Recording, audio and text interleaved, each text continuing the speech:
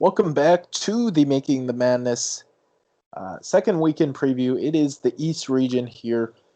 I think we've got some really good games we're set up for. We've got Florida State against Michigan. I think that has a chance to be one of the great games. We've got UCLA against Alabama. Uh, I think UCLA has a chance to win this game. So you've got a couple really good Sweet 16 matchups. You'll probably get a great Elite Eight game.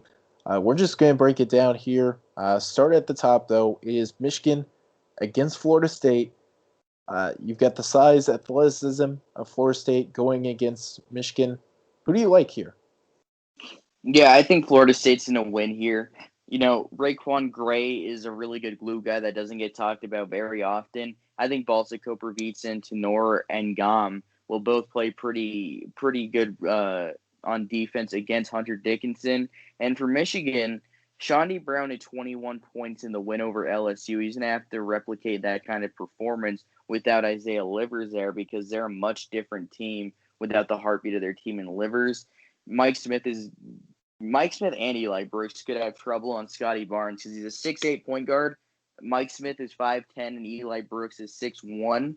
I think that's going to be an issue. Scotty Barnes can take it to the rack. He can pass. He can really do it all, and I think that's going to be a big reason why Florida State moves on here. Anthony Polite's going to hit some threes. Sardar Calhoun off the bench will probably hit some, and obviously MJ Walker will hit some. I think the ability to hit threes and defend at a high level put Florida State back in the Elite Eight. Yeah, I'm rolling with Florida State as well.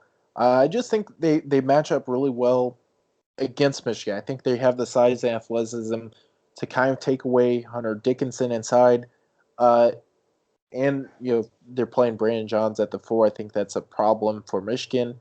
Uh, it's essentially going to be Michigan's going to have to shoot the ball really well in order to win.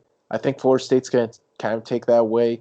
I think they'll throw size and length at Eli Brooks. They'll do it at Mike Smith.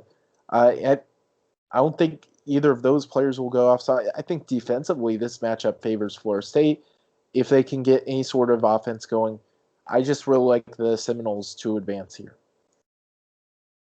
Definitely agree. And then the next game, we've got UCLA against Alabama. Who do you like here?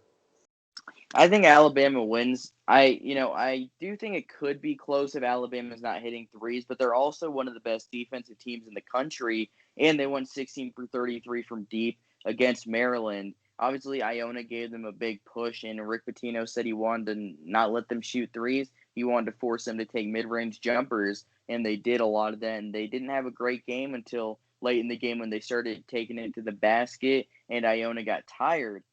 But, I don't think UCLA is going to be able to force them not to take threes. They're not a very good defensive team. UCLA is a very good offensive team, which is weird for Mick Cronin being a better offense and defense. That's not typically what he did at Cincinnati at all.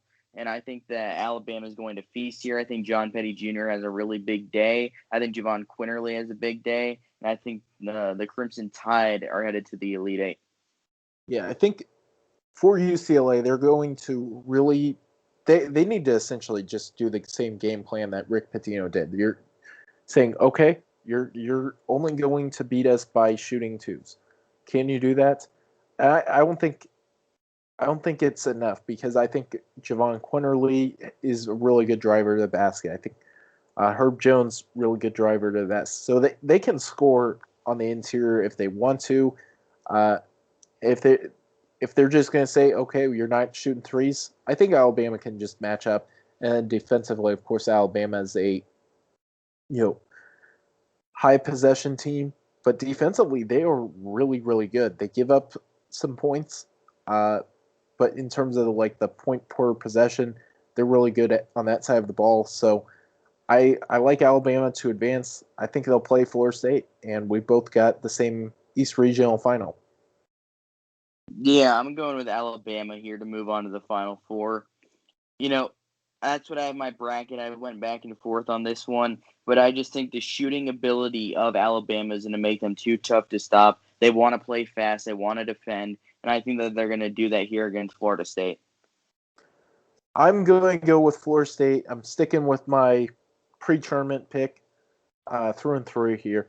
In terms of Florida State, I think defensively, I think they'll try to implement the strategy. You're only going to try to shoot twos. And I think Florida State has the matchup ability to defend that. And then offensively, I think it could be a game where we see like a Sky Barnes breakout game. Uh, but Florida State should overwhelm Alabama athletically. I think they have more length, more athleticism than Alabama, which is crazy to think, but that's what Florida State does. So I'm going to roll with Florida State to advance to the Final Four. I'm not going to necessarily feel good about it, but I think you have the opportunity for. It's going to be a very fun region, and one of these coaches is going to go to their first Final Four as a head coach. That will wrap up for our East Regional preview. Stay tuned to Making the Madness. We will have more content to come.